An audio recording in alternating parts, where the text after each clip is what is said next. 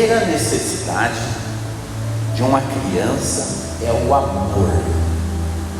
O amor é uma palavra que tem muita distorção envolvida nela. E tem pai que promete que vai amar demais o seu filho. E ele faz essa promessa porque ele já ama. Porque esse é o primeiro amor. Quando você tem um contato visual com seu filho pela primeira vez, ainda que você não vê muita coisa, apenas aquele bebê que saiu da barriga ali, ainda melado, entra em você o amor, com várias vertentes. E aí nesse amor que você recebe ali por conta da natureza, você faz promessa que vai amá-lo. Muitas promessas de amar está condicionada a se vingar do amor que supostamente você não recebeu quando era criança. E você pode pôr na conta desse vou te amar, não fazendo nada do que foi feito com você, porque talvez você passou por coisas ruins, mas nem tudo foi ruim. Não é possível que uma pessoa que está viva e deu à luz passou por todas as coisas ruins a vida inteira, senão não estaria viva. Então eu quero falar um pouco sobre isso. Em primeiro lugar, vou pôr aqui 4 pontos sobre o amor. Primeiro, que o amor tem de ser altruísta, que também pode ser chamado de sacrificial. Segundo, que o amor tem de ser terno e ter expressões. É claro que as expressões do amor que você vai passar para o seu filho varia de você. O pai passa a expressão de um jeito, mãe passa a expressão de outro jeito. Desde que você saiba que você está expressando seu amor, sentimentalmente haverá conexão com seu filho. O amor tem de ser incondicional. O amor a um filho, principalmente este bebê, tem que ser incondicional. E o amor tem que ser firme, que é o ponto mais importante desses 4. Então vamos estar passando aqui por eles. O primeiro deles é que o amor deve ser sacrificial e altruísta. O que talvez significaria isso? Os pais que verdadeiramente amam estão dispostos a sacrificar-se por causa de seus filhos, estão dispostos a criar um ambiente de harmonia no lar, no qual o pequenino possa se sentir aceito. Muitos dizem que amam seus filhos, mas não estão dispostos a sacrificar uma carreira profissional por eles. Isto não é amor. Há pais que amam seus filhos, mas não ao ponto de permitir-se serem casados com suas esposas. Essa é a parte mais complicada. E esses pais possuem um bom instinto paternal ou maternal, sendo a mãe, mas não possuem o verdadeiro altruísmo, sacrifício. Você sabe, dentro de cada divórcio, quem mais sofre são os filhos pequenos. Por isso, vale muito a pena ser altruísta por causa deles.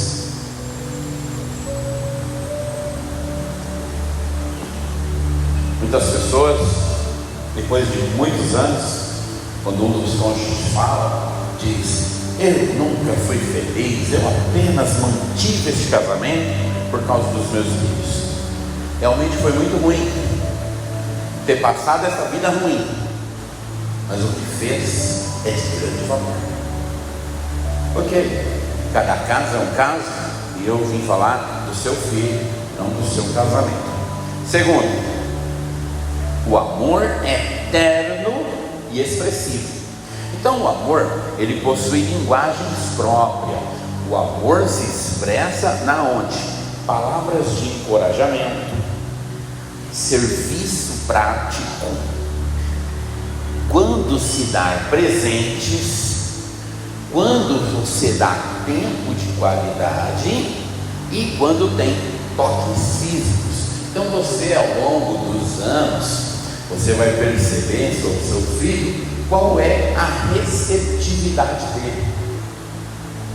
Ok? Então, ele tem uma linguagem do amor, ou mais de uma, que predomina muito mais. Embora todas essas 5 expressões funcionem, aqui tem pelo menos uma ou duas que o move. A maioria das pessoas, elas têm a linguagem do amor chamada tempo de qualidade, que é quando você dá para essa pessoa atenção. Não, na questão do tempo de qualidade, não é somente gastar tempo. Olha, vou ficar 3 horas aqui para você, aproveite, porque essa é a sua linguagem do amor. Não é isso. Mas, por exemplo, sua esposa vai falar com você, principalmente o homem tem essa dificuldade de ser meio avoado. Então ela vai falar com você, para tudo, desliga o celular, põe do lado, olha para ela, pode falar. E quando ela fala nesse sentido, você dando esse tipo de atenção, isso chama tempo de qualidade. Percebe que não está falando de horas passando, está falando de tempo. Por quê? Porque é muito provável que você está perto da pessoa 24 horas, mas não esteve com ela nem 20 minutos. Então, se o seu filho vai querer tempo de qualidade, você vai ter que ouvir ele, ver os desenhos dele, se alegrar com os desenhos. Eu ouço muitas histórias dramáticas, eu gosto, né? É uma coisa que eu aprendi a gostar. E de tudo que eu ouço ali, uma grande massa dos desabafos, né, de terapia familiar, é que quando eles tiravam nota grande, os pais diziam que bom, continue assim. Mas quando era o outro irmão que o pai gostava mais, supostamente, o pai pegava, ponhava na geladeira com imã, saía para comemorar. Então esse filho ficava então se sentindo desprezado. Por quê? Porque ele queria atenção nos seus detalhes, e aquela falta de atenção criou um borrão no seu coração que foi para a vida adulta, que fechou portas, que bloqueou. E como pais, nós temos que abrir portas para os nossos filhos e não fechá-las. Então, o tempo de qualidade, junto com as palavras de encorajamento, não é um tapinha nas costas, é dizer muito bem, continue assim, faça mais vezes, quando fizer o próximo, me mostre. Eu sei que uma criança, quando começa a fazer aqueles rabiscos loucos, correr para te mostrar, para ganhar elogio, você se irrita, porque ela não para, que ela faz um desenho, depois faz outro, depois faz outro, você vai ficando chateado. Talvez você está assistindo futebol, ou assistindo um filme, e ele chega toda hora, ou ela, né, com aquilo lá, papai, que eu fiz, parece ruim, mas deixa eu te falar, aquilo marca a sua história, aquilo vai com aquela criança para sempre. Ela está tentando ser aceita, ela está tentando valer a pena para você. Então dê amor, por isso que amor é sacrificial. Às vezes você queria só assistir seu joguinho em paz, mas é hora de marcar a vida e a história desse bebê. Amém? Vamos lá. Então tem presentes, né? A linguagem do amor de quem quer ganhar presentes. Eu acho que minha filha, que eu sempre pensei que era uma linguagem, eu acho que a linguagem dela é essa. O negócio dela é presente. Gosta de ganhar um presente. Espero que o marido dela saiba disso. Eu vou dar um toque. O amor se expressa em tempo de qualidade, eu disse, e o amor também é o toque físico, na verdade. Abraços, cumprimentações, beijos, dar um tapinha. Eu adoro isso, essa é a minha linguagem do amor. Eu gosto de um abraço. Então você vem na igreja, faça questão de me cumprimentar e me abraçar, tá bem? Você vai me fazer um bem. Amém. Terceiro, o amor é incondicional. Então os pais não devem amar seus filhos apenas quando são simpáticos, talentosos, inteligentes. Os que agem assim estão apenas admirando seus filhos e não amando. Então nós precisamos amá-los quando eles resmungam também, quando nos desafiam também, quando fazem birra também. Olha, amar o filho porque você é um agente de Deus para pô-lo no mundo e deixá-lo adulto para Deus. Quarto, o amor é firme. E esse é o mais importante, como eu disse. Por quê? Porque não sabendo que o amor é firme, você vai querer cortar todos os nãos da vida do seu filho e criar ele com um mar de sim. Quando ele não estiver com você e o mundo encher de não, ele vai entrar em colapso. Ou vai se tornar um monstro se tiver poder, ou vai se tornar um frustrado se for o mais fraco. Então o amor tem que ser firme. Qual é a firmeza do amor? É que você tem que ser terno, expressivo, porém tem que fazer com firmeza as coisas. Pode dar carinho, pode dar presente, pode fazer elogio, pode dar tempo de qualidade e deve fazer tudo isso, mas o amor é firme. Crianças precisam aprender firmeza. Eu vou contar para você algo sobre firmeza que aconteceu comigo. Eu tenho 2 filhos, uma filha já adulta, vai se casar, já passou dos 20 anos quando eu gravo essa pregação, e tenho um filho de 16 anos. Esse meu filho de 16 anos é de um jeito e minha filha de outro. E desde pequenininho, meu filho já nasceu na era da informática. Então ele ficava sempre no colo dos irmãos na igreja, e os irmãos deixavam ele mexer no celular. Ele aprendeu a jogar. Ele era bem novinho, ele era muito bom jogando Mario, Super Mario e Sonic. E ele então era muito bom naquilo, ele adorava jogar. Numa ocasião, eu sempre emprestava para ele meu iPad, emprestava meu notebook, emprestava meu celular, mas sempre falava: toma cuidado, se quebrar eu não empresto mais, toma cuidado. Numa ocasião, ele quebrou o vidro do meu iPad. Então eu conversei com ele: eu vou arrumar e você vai ter só mais uma chance. Se quebrar outro vidro de algum aparelho meu, eu não te empresto mais, até você ter o seu. Ele tinha 3 anos. Eu nem acho que ele entendeu direito.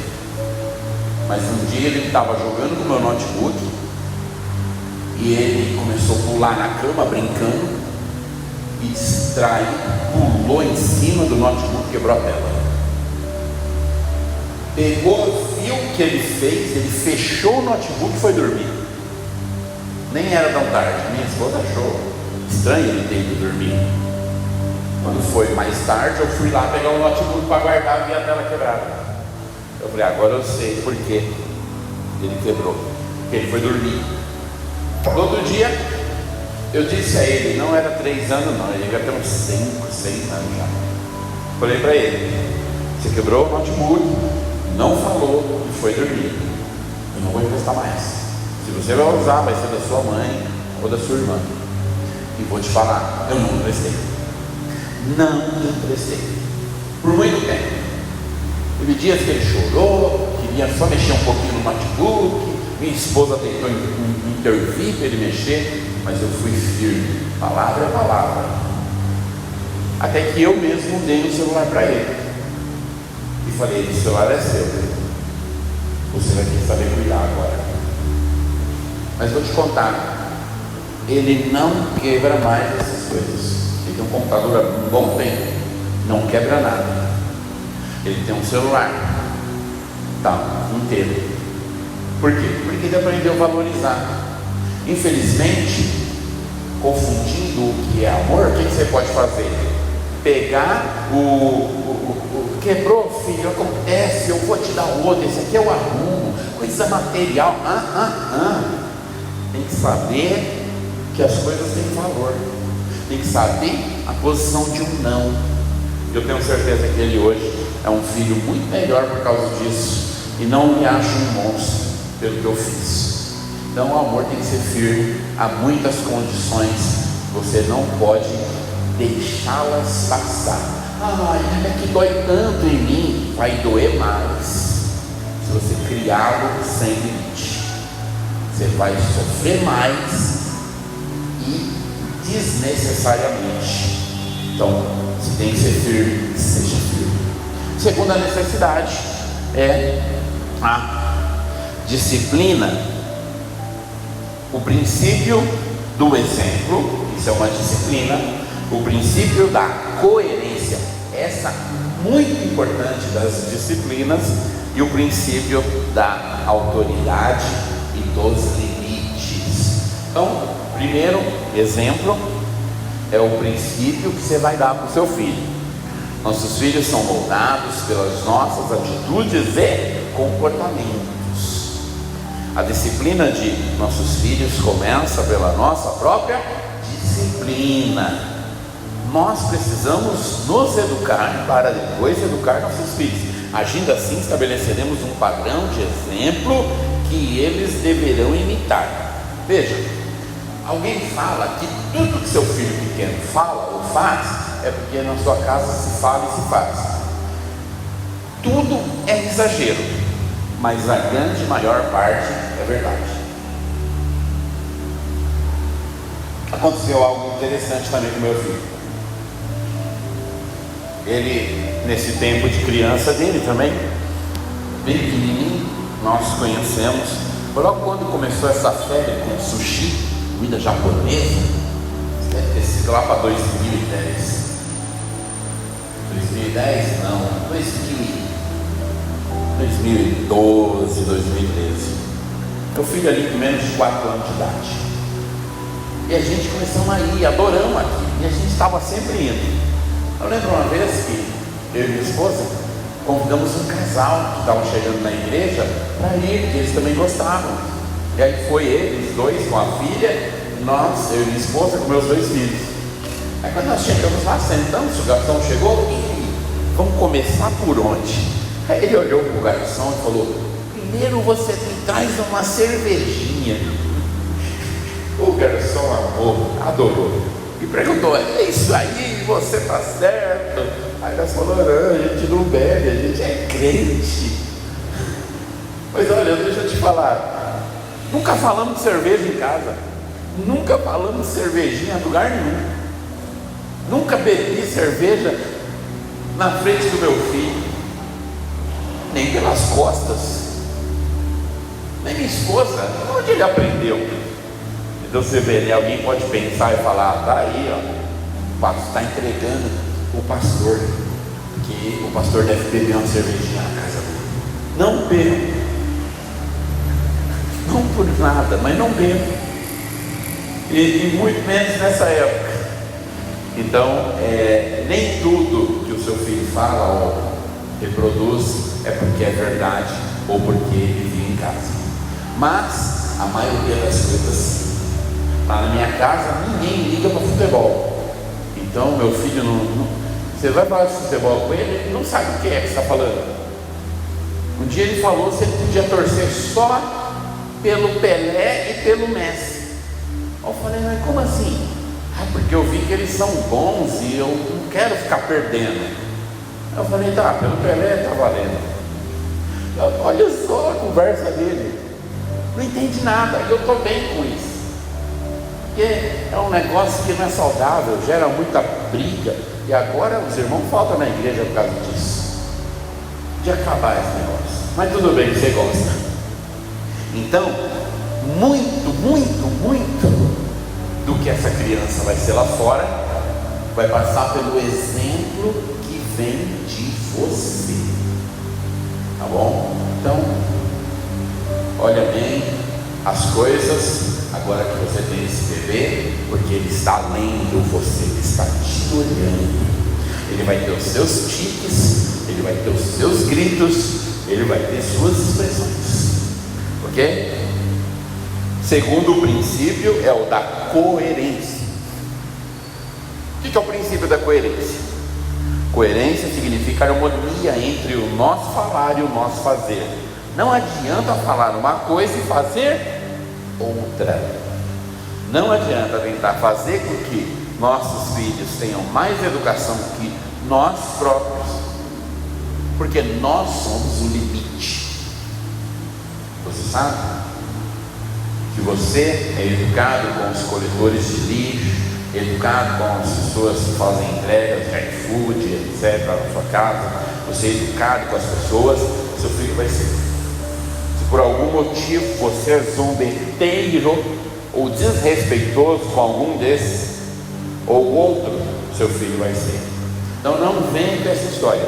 Há muitos anos atrás, eu jovem, com 16 anos, comecei a querer fumar cigarro. Eu era jovem, muito jovem, e do nada deu vontade. É claro, minha avó tinha já me incentivado de forma escondida, obscura, mas com 16 anos eu quis pegar firme. Eu quero fumar. Eu achava que aquilo me fazia mais adulto. Então eu não tinha como chegar nos meus pais e falar que queria fumar. Eu tinha até medo. Porém, eu comprei um maço de cigarro, escondi num lugar lá no quintal. E quando eu queria fumar, eu descia lá, acendia e fumava. Aí, para que meu pai e minha mãe soubessem, eu comecei a esquecer um cigarro na minha roupa. Então, quando minha mãe ela via. 2 vezes ela viu. Na terceira vez ela falou com meu pai. E ele então falou, ele está fumando e está mostrando para nós que está fumando. Então ele me chamou. Tua mãe te achou 3 cigarros na tua roupa. Quando foi lavar, eu suponho que você está querendo mostrar para nós, falar que você quer fumar.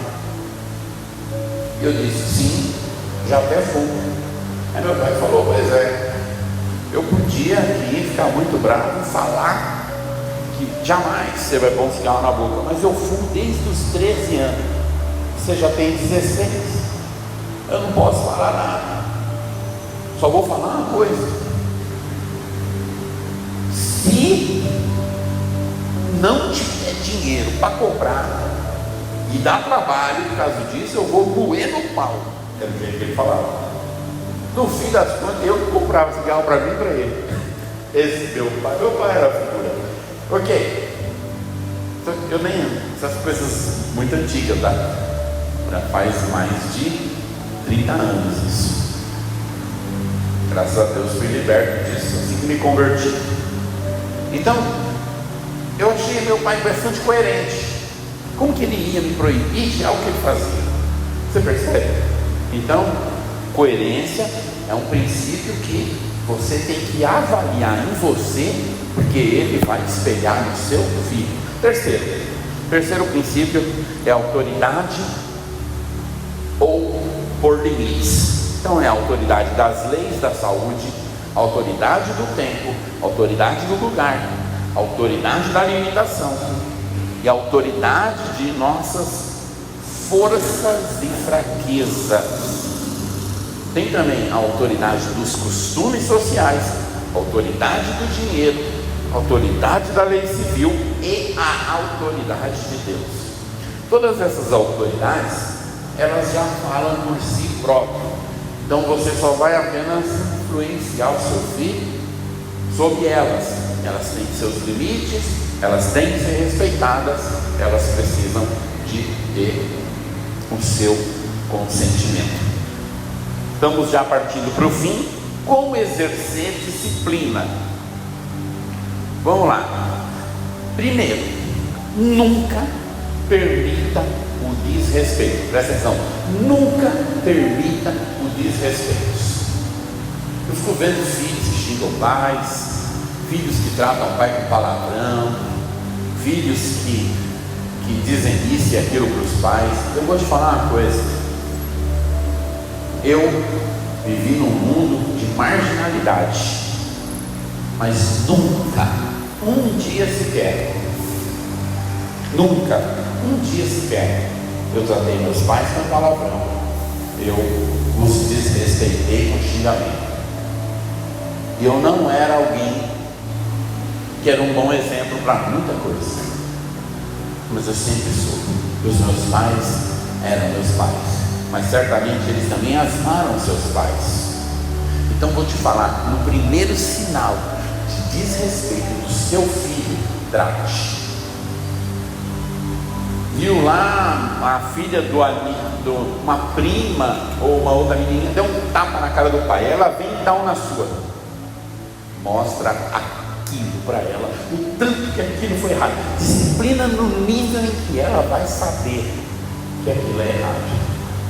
Porque o respeito que se perde na infância não se recupera nunca mais. Você pode passar muita vergonha. Então não permita desrespeito. E se você é homem e o seu filho desrespeita a mãe dele, entra no meio e deixa ele saber de uma coisa: você não vai falar assim para minha esposa não, rapaz. E se ele falar, ela é minha mãe, você vai falar, ela é minha esposa e eu estou aqui por ela. Entra no meio. E você, mãe, faz o mesmo pelo seu marido. Infelizmente, muitos casais se perdem. Por quê? Porque o pai e a mãe não se defendem ou não chegam num denominador comum com o próprio filho. Então, disciplina é um negócio sério, muito sério. Se a minha esposa dá uma direção para o meu filho, eu não me intrometo, é a direção dela, e eu vou apoiar dela. Você pode falar com ela que assim funciona. Às vezes ele chega, questiona: ah pai, mas a mãe falou isso assim, depois falou aquilo ali, depois falou isso aqui. Eu falei: é tua mãe que resolve aqui, e o que ela falar eu estou com ela. Não tem o que ela falou e o que eu falei. Graças a Deus lá em casa não tem esse negócio: vai falar com teu pai, vai falar com tua mãe. Não, se falou comigo eu vou resolver, e minha esposa vai assentir. Se foi ela que falou, é com ela e eu vou assentir. Se nós tivermos alguma discordância, nós vamos demandar essa discordância, mas não na frente do filho, só nós dois. Não, vamos fazer mais assim, mais assado, mais assim, mais assado. Mas o limite e a disciplina, ele precisa partir sem moleza, sem voltar atrás. Por isso que você não pode ser tão exagerado na disciplina, para que você não tenha que voltar atrás, né? Porque tem pai que dá uma disciplina estúpida, depois ele tem que voltar atrás. Então você tem que ter calma para fazer as coisas, calma, ser firme, mas amoroso, ok? E a terceira necessidade da qual nós estamos falando é a personalidade, individualidade, autoexpressão e autossatisfação. Então, essas coisas todas estão no seu filho. Você precisa começar a ler elas e entender elas. Por exemplo, personalidade. Tem filhos que têm uma personalidade forte. Você sabe, aconteceu uma cena uma vez com o meu menino, a minha menina, a minha filha, com a minha filha, bem pequenininha. Nós compramos os lanches, e quando ela foi pegar o lanche dela, a mãe dela tentou ajudar, abriu e cortou no meio para ficar mais fácil. A intenção da minha esposa foi maravilhosa, mas aquilo destruiu a menina. Ela empurrou o lanche, ela fez careta, ela chorou, ela fez bico. Eu nunca vi ela daquele jeito. Eu falei para minha esposa: da próxima vez, deixa ela me dar com o lanche dela. Mas ela vai sujar toda a roupa. Eu falei: então só dá lanche para ela quando ela puder sujar a roupa, ou não dá. Eu aprendi isso fazendo um curso Veredas Antigas e depois vivi isso na pele. Quando nós fizemos o curso Veredas Antigas, essa minha filha estava na barriga da minha esposa. Quando essa situação aconteceu, uns 3 anos depois, eu lembrei do curso. Não invadir a privacidade dela, porque a personalidade dela, minha filha, é assim até hoje. Ela cozinha muito bem, ela faz comidas maravilhosas, mas de vez em quando a avó se mete lá na comida dela. Meu amigo, ela vira uma onça. Aí a avó fala, mas eu só queria ajudar a filha. Não tem como. É a personalidade dela. A personalidade dela é de que ela faz as coisas, ela faz bem feito, mas ela faz. Ela que faz, é do jeito dela. Você pode estar lá para ver, para elogiar, para aplaudir, menos para pôr a mão. Então você tem que ler seu filho. De outra sorte, existem aqueles filhos que têm a personalidade mais calma. Então ele vai ficar sem ações, esperando você interagir com ele. Ele vai ficar olhando para o lanche até você ir lá e abrir o lanche. Aí ele continua olhando para você cortar o lanche. Porque ele viu que você facilitou para ele, então ele vai trabalhar em cima dessas facilidades. Aí você sabe, bom, naquele ali eu não mexo, mas nesse aqui eu tenho que mexer. Então deixa eu já organizar, deixa eu cortar aqui. A individualidade dele vai também brotar dessa personalidade, com suas expressões e satisfações. Entender isso é ouro para você ter bons adolescentes e futuros ótimos adultos. A quarta ocasião da que nós estamos compartilhando é a oportunidade de crescimento. Então, veja em tudo a oportunidade do seu filho crescer, para que ele possa crescer em conhecimento, para que ele possa crescer em experiência, para que ele possa crescer em responsabilidade, para que ele possa avaliar corretamente as experiências. Então, sabe, invista no crescimento do seu filho desde pequeno. Eu esses dias estava conversando com a minha filha, puxei uma memória minha do passado, de quando eu era criança, bem criança, lá para 1985, 1988 mais ou menos, eu tinha um prazer enorme. Você pode perguntar para minha mãe se você quiser, mas eu era apaixonado por caderno, caneta e lápis borracha. Todo o dinheiro que eu ganhava dos meus tios, pode perguntar isso para minha mãe, eu queria comprar tudo de doce. Meus irmãos compravam tudo de doce, mas eu sempre reservava comprar um caderno, caneta e lápis. Eu adorava desenhar carrinho e fazer coisa. Eu amava aquilo. Eu amo estudar até hoje. Eu leio todos os dias, eu escrevo todos os dias, publiquei livros. A paixão que nasceu em mim, cresceu em mim, e olha, eu espero que isso dê fruto uma hora dessa aí. Então, tudo que o seu filho puder experimentar, vai com ele, mas não vai na loucura, né, de pegar uma criança que gosta de cozinhar e querer que ele agora não brinque mais para virar um Masterchef. Cuidado. Não seja extremo dizendo que o seu filhinho tem que só brincar, e não seja extremo dizendo que brincar é perder tempo. Seu filhinho tem que já fazer as coisas de adulto. Deixa ele brincar, porque essa é a natureza dele. Mas aonde ele demonstrar inspiração para crescimentos, que vai demandar para coisas de adulto, invista, influencie, decorda. Que bênção, né? Então, você não tem um filho porque nasceu e pronto. Você não tem um filho porque, agora esse filho, meu Deus. Não, você tem uma pérola preciosa que Deus permitiu que nascesse para ser moldado junto com você, para que um dia ele vá dar exemplos e levar o seu legado. Que bênção! Veja, não vamos apenas apresentar um bebê, vamos iniciar um projeto de Deus. Que glória, que tremendo! A quinta necessidade da criança é a segurança espiritual. Você sabe, a criança, principalmente o bebê, ele sente-se seguro no pai, principalmente se a gravidez foi boa, de felicidades e de boas palavras. Então ele já sai da barriga sabendo que é amado. Isso é também muito bom. Mas a necessidade espiritual vai ser a única saída para que não dê errado. Há um provérbio que diz assim: Eduque os seus filhos no caminho do Senhor, para que ele cresça e se dê bem na vida.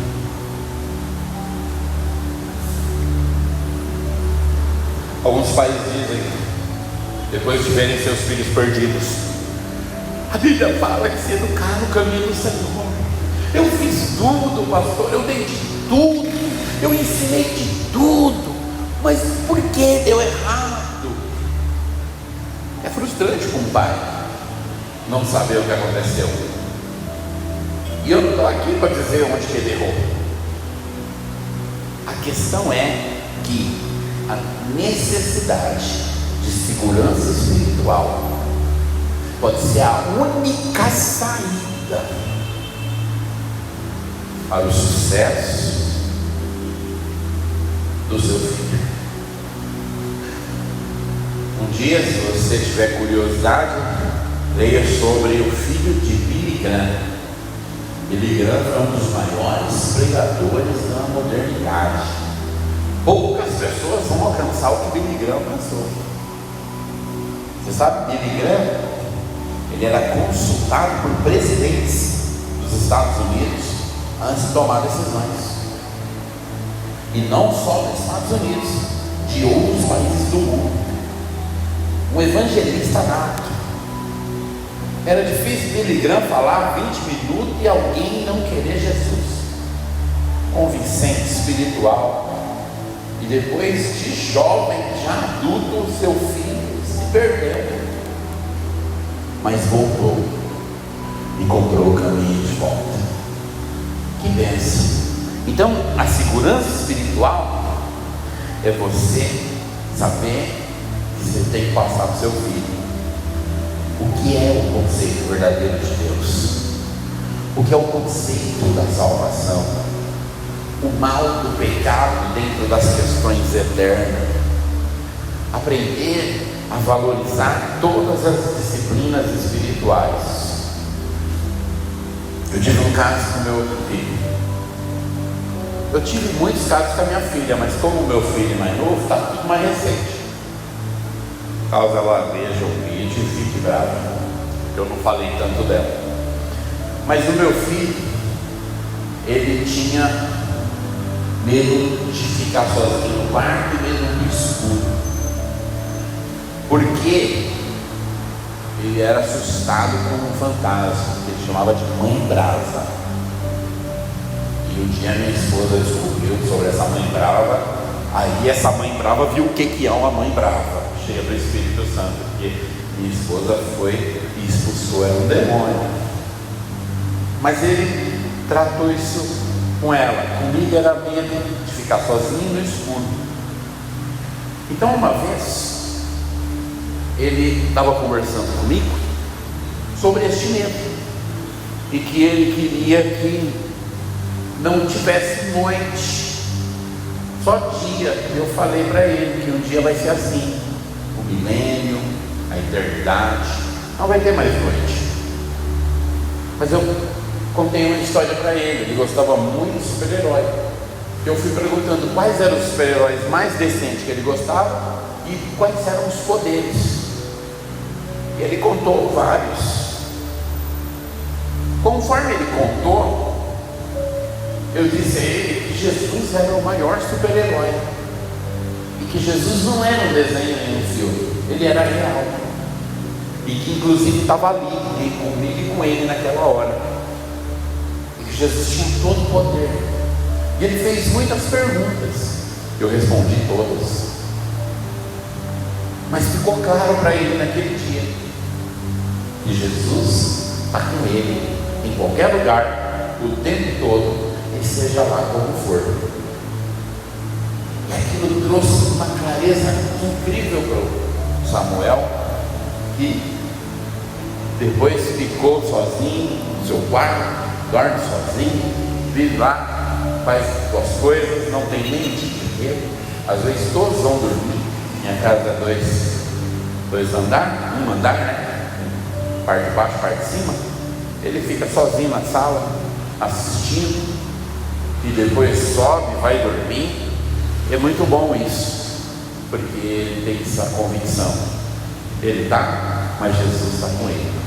Então, o sinal de uma consagração de uma criança é que nós estamos cuidando deles para Deus.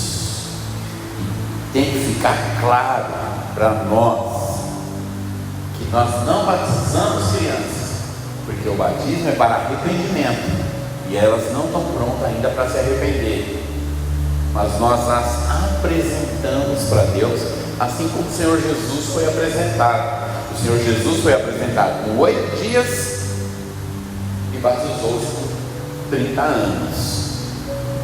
Lucas capítulo 2, verso 22, diz assim: passados os dias da purificação deles, segundo a lei de Moisés, levaram-no a Jerusalém para o apresentarem ao Senhor. Então, é assim que nós fazemos, como Ana fez com Samuel. É um dia de entrega. Nós vamos pegar o seu bebê e dizer: Senhor, te apresentamos esse bebê, para que o Senhor cuide dele, para que o Senhor o abençoe, para que o Senhor faça que ele seja um exemplo para outros, para a glória do seu nome. E nós oramos pelos pais, porque são esses pais que vão cuidar deste bebê. E aí você, pai, tem uma ideia na cabeça: se Deus é que é realmente o pai desse filho e vai enviá-lo, Deus vai dar todos os recursos para vocês cuidar da melhor maneira possível. Mas esse cuidado tem que estar debaixo de princípios. Então vocês não faz filhos para lucrar um dia com eles, não faz filhos para ser melhor que ninguém. Os seus filhos são para que eles mostrem a glória de Deus no mundo. Então é um dia de compromisso, de aliança. Você vai assumir esse compromisso com Deus. Sim, Deus, eu confirmo que eu vou cuidar do meu filho para ele te amar, te servir, te honrar. É um dia de quebra de maldições, porque nesse dia seu filho é selado com o selo do poder de Deus. Eu creio muito que os filhos, os bebês, as crianças andam na fé do Pai. E assim como você crê no Senhor Jesus, seu filho crê também por extensão. Amém? É um dia de liberação de bênçãos. Então as profecias, as palavras que é liberada na hora da apresentação vai incumbir todos os dias da vida desta criança. E ali nós vamos profetizar que ela é uma bênção, que é enfiada como uma flecha para alcançar o alvo. Qual é o alvo? A vontade de Deus para ela. Aleluia, aleluia, aleluia. E eu quero então encerrar dizendo que nós temos o maior prazer de apresentar seu filho ao Senhor e que você venha depois receber todo o encargo para dar o melhor da parte de Deus para ele, em nome de Jesus. Que o Senhor te abençoe, que o Senhor te guarde. Eu quero orar agradecendo por este momento e também ansioso para que domingo, antes da ceia, nós venhamos ter a honra de profetizar e abençoar este varão, esta varoa que brilhará na terra. Pai, nós te louvamos, nós te agradecemos, nós bendizemos o teu nome. Cuida dessa criança, cuida desses pais, coloca as tuas mãos para que venha a ser poderoso, glorioso, em nome de Jesus. Amém? Fica na paz e que o Senhor nos abençoe. Até domingo na apresentação.